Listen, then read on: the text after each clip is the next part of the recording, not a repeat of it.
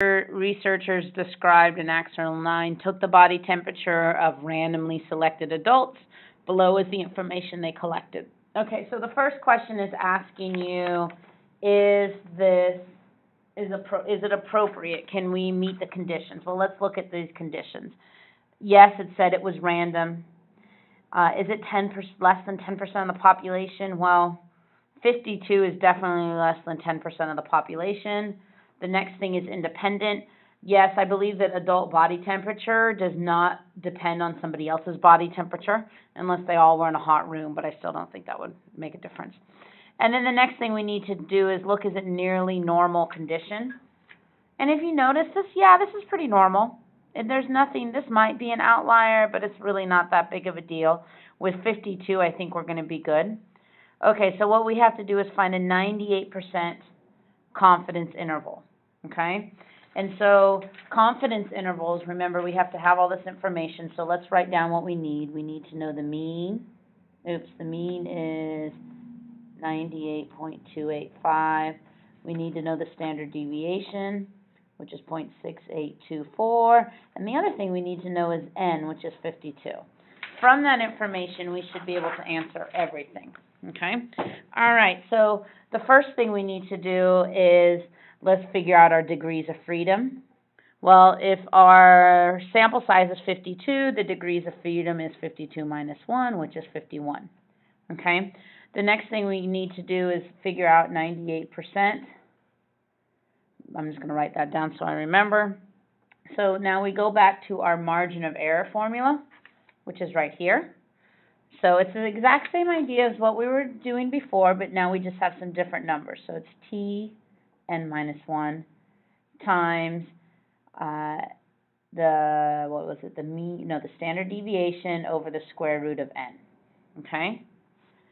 And so right now I can go ahead and fill in this. The standard deviation is 0.6824 over the square root of n, and n is 52. What I need to find is this t star, okay? So that's when I'm going to have to do my inverse t. And remember, if I have 98%, that leaves 1% over here. So it's going to be 0.01. And then the second number here is your degrees of freedom. And our degrees of freedom was 51, okay? So let's plug this in. Inverse t, 0.01 and 51. And so we get negative 2.402. So I'm going to say that's positive. Remember, we want the positives. And so to make it the most accurate as possible, I'm actually just going to change the sign of this.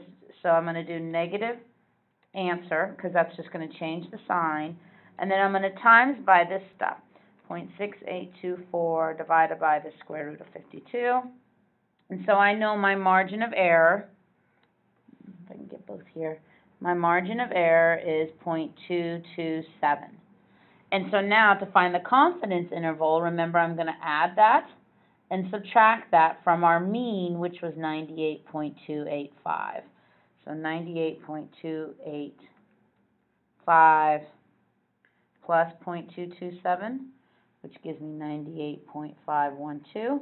And then I'm just going to go up and change that to a minus 98.058. And so that's our confidence interval, okay?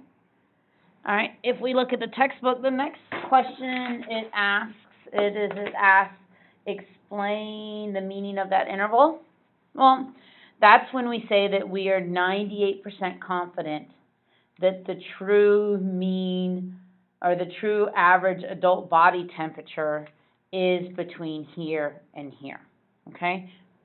Okay, so here's the statement written out. We are 98% confident that the true average adult's body temperature is between 98.058 and 98.52.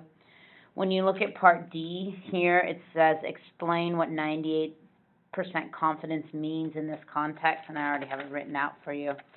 It just means that in 98% of all such random samples, they will give us an interval that contains the true average of adult body temperatures.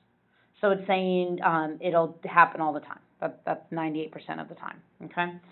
All right, and then the last question is saying 98.6 is commonly assumed to be normal. Does this data suggest it? Well, when you look at our confidence interval, 98.6 isn't even in there. So I would say no, it doesn't suggest that that's accurate. Okay, all right, let's look at 13. Okay, so it's telling you to look at this again. And the first question is asking you, well, what if we changed it to 90% confidence? Well, remember, this is what 98% looks like right here, right?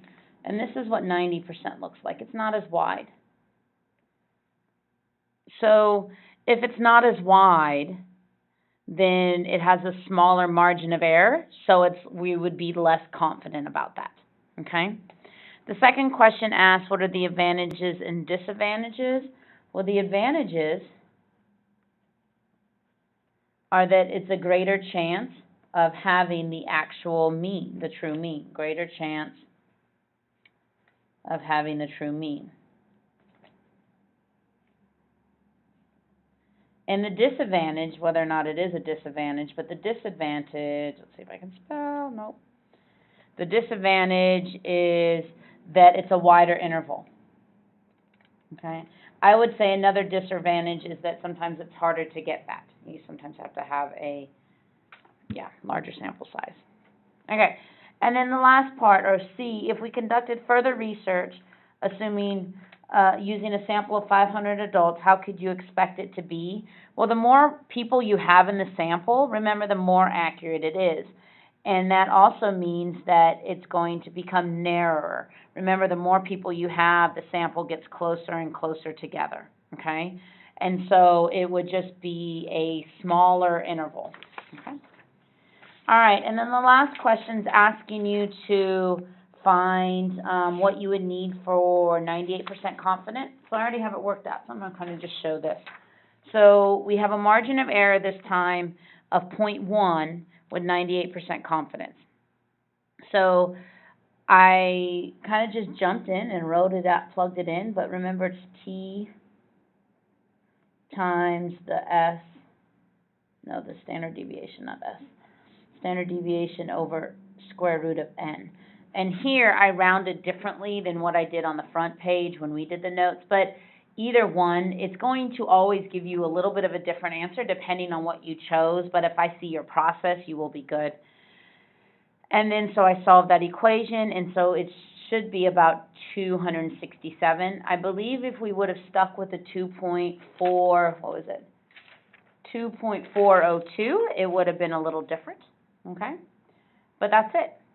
So what you need to do now is I have some questions next to this video. I need you to answer those questions, and they're just calculation questions, seeing how you do using the calculator.